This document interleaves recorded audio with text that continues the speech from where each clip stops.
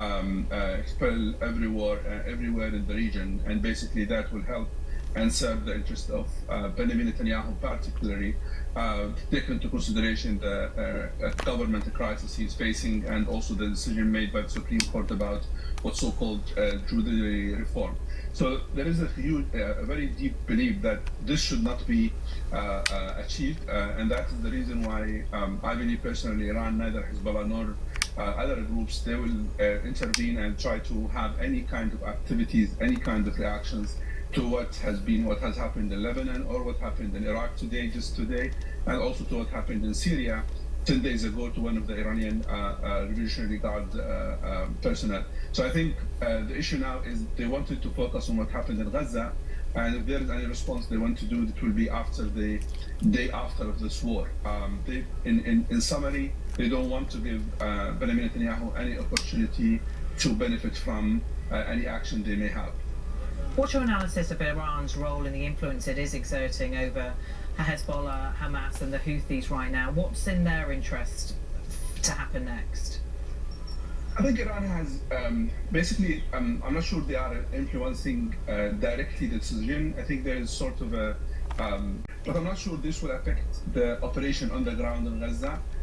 It has just a sort of an indication. Brain teaser at the beginning. The time zone that is used at the South Pole station is New Zealand time. And they choose New Zealand time because their supply chain goes from the Antarctic to New Zealand, and it's just convenient to stay on the same time as the people sending them supplies. But the best part of that is that when New Zealand goes on to daylight savings time, so does the South Pole, which already has 24 hours of daylight. So they do go, and then currently the South Pole station is on New Zealand daylight savings time. It's so much more done in a day now, one day. Yeah. That's right. Indeed. Right, so, but the first question for which you were writing an answer down is, where do you find the special salt gland that all seabirds have? Above the eyes. Just above the eyes. Just above the eyes for the special salt gland. Above the eyes. Question 2 was, which 3 countries had territorial claims on the Antarctic Peninsula? They were Chile, Argentina, and United Kingdom. And again, you said you needed all 3 to be correct? All 3 for a point. All 3. Correct. So do they get 3 points for this question, or it's only 1? 1 point. 1 point. But we'll give them half if they got 2. 2 out of 3. If you got 2, you get a half a point. If you got 1, Nothing. 0. Okay, the next question was, how do igneous rocks form?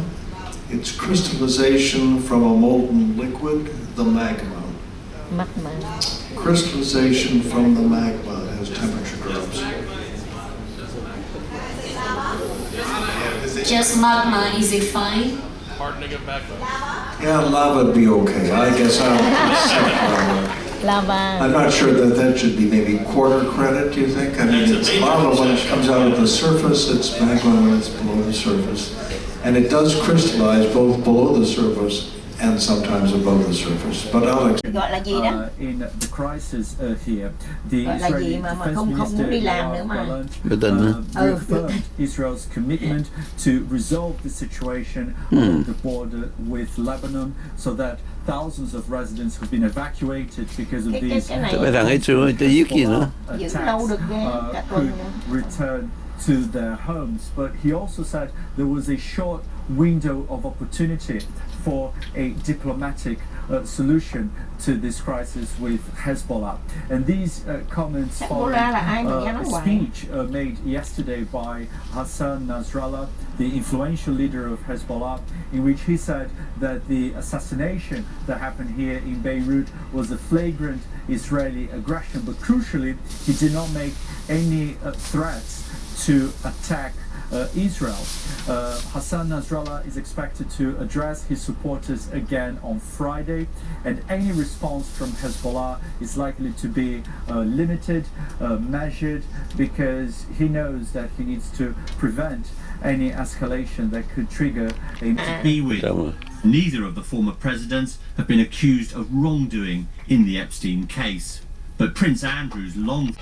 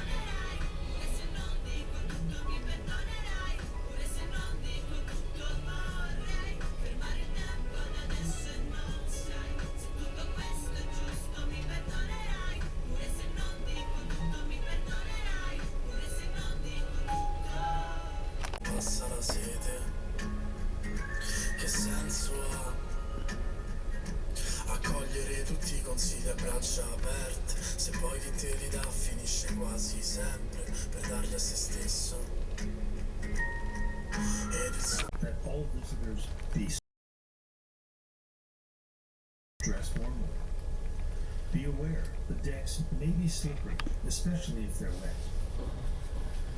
Take extra care because of the wind. Antarctica is a very windy place, and loose items can sometimes be torn out of your hand or out of the top of your pocket and be lost. Baseball caps are particularly prone to being caught by the wind, so take extra care if you wear one. And don't forget to put on some sunblock. The Antarctic sun can be very powerful, and it is not uncommon to get a sunburned face if you're not careful with the sunblock. All of these guidelines seek to keep Antarctica pristine. Please throw nothing over the side of the ship. Smoke only in designated areas, and take extra care that cigarette butts and other materials are not lost. And just to reiterate, please, nothing should go over the side of the ship. Sometimes birds will come on deck, particularly in the evenings, when petrels and other seabirds are attracted to the ship's lights. They sometimes come in so closely that they land on the deck. They're unharmed, but they're unable to take off again because they need a long, open runway to do so, and the ship's deck generally doesn't provide that space. Instead, what they'll do is hide in the corners. If you find a bird hiding on deck, notify the expedition team or the crew's designated bird crew. Avian influenza is a bird disease that has become widespread this year in some parts of the world. We'll be taking extra precautions to ensure it does not come to Antarctica. Thank you for taking the time to listen to these important guidelines for visitors to the Antarctic. We hope you enjoy your cruise and have a wonderful visit to the Deep South.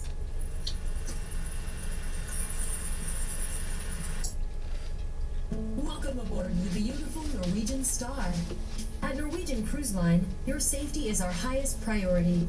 So please take the time to watch this video for a review of the ship's safety procedures.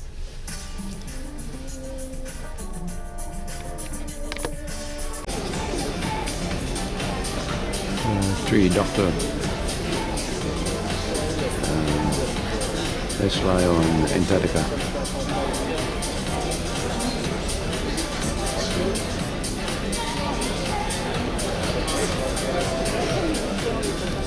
My name is Gloria, part of your cruise director staff from Zimbabwe, and with me is these amazing gentlemen. We do have Norman, we do have Rodrigo, we do have Peter, and we do have Craig. Give them a big round of applause.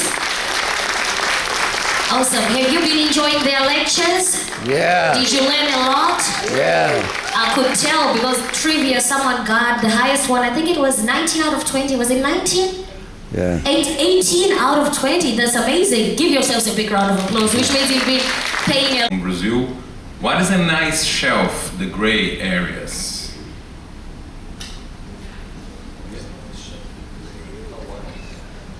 Well, the ice shelf, in the first place, the ice shelf is an extension of the glacier, of the ice sheet.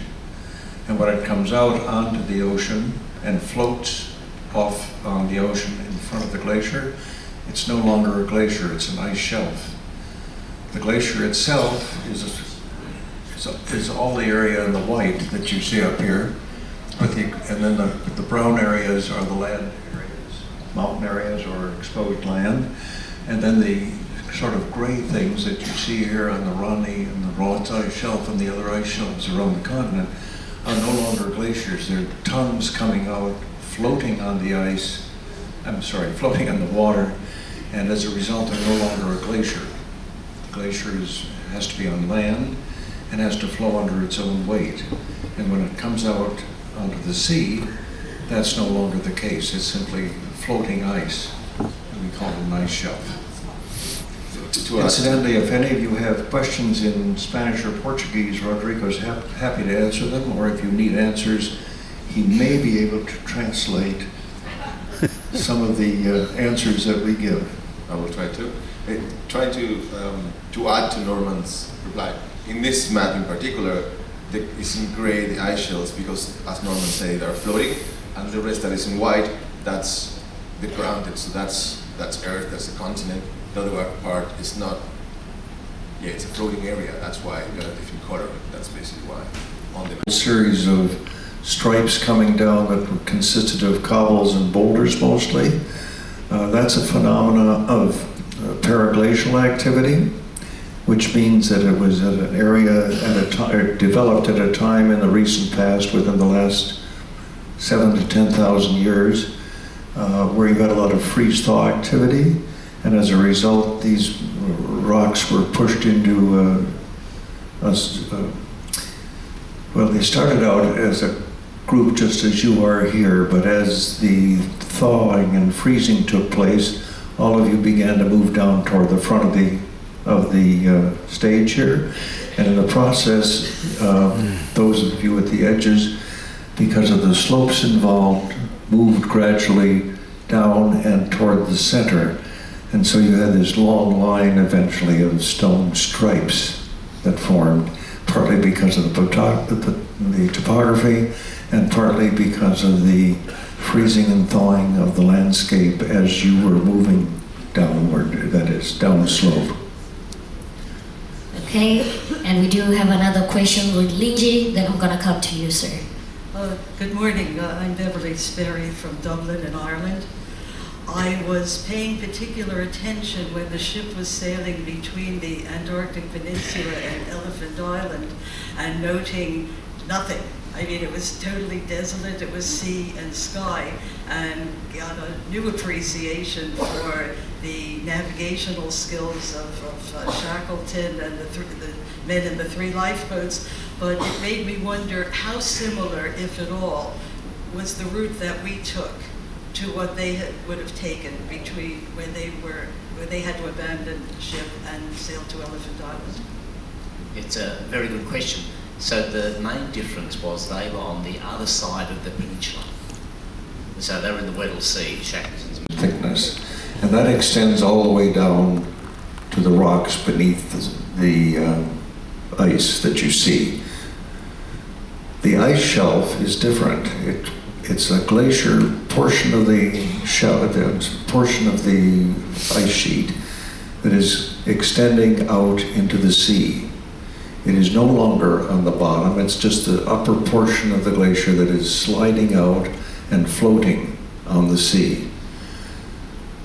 I'm not sure, does that answer your question? I mean, the main area is... Yes, it is, but at the same time, why the ice shelf doesn't go lower and stuck to the bottom of the rock? Because as the glacier moves forward, And the edges of the continental glacier, the ice sheet, begin to thin at the margins. As they come out, it's no longer touching the bottom of the rock down at the bottom. It's thin and beginning to float as it's less dense than the water, to begin to float. And then in addition to that, the currents underneath it, which are warmer than the ice, tend to melt the bottom of the ice as it comes out into the sea, and hence floats. So I can add something to that. So when the ice shelf come out, as Norman said, you can imagine this ice sheet, all these rivers of ice in a way, and they go into this platform, and the ocean is not capable of melt all of it, but it melts quite a bit of it. And if you got what we call that line between the grounded glacier or glacier that's in land and the glacier is floating, or the ice, the part of the ice shelf. So that line there, that's normally when you get the most of that melt is happening down there. So you got a lot of melt happening, and then gets thinning very, very rapidly, but not enough to melt it off, and then start floating, and it goes floating over the ocean. All right, thank you. The second part was about, is there an estimation of the height of the ground without ice in the Antarctica, the highest point, let's say? Well, yes, the highest point in Antarctica actually protrudes through the ice, Mount Vincent, which is just under 5,000 meters. Well, if you took all the ice away, that would still be the highest point. Yeah. But there are whole mountain ranges under the ice that don't stick out. They're not tall enough to stick up, but they're, what is it, the Gamburtsev Mountains? Well, the other thing would be if you took all the ice away today and left sea level where it is, which would not occur. I mean, sea level would go up, obviously, if we melted the ice. If you took it all away, you wouldn't have a continent. You'd have a series of mountain ranges sticking up, like the islands of the Philippines or Japan or something like that, with large valleys in between underwater.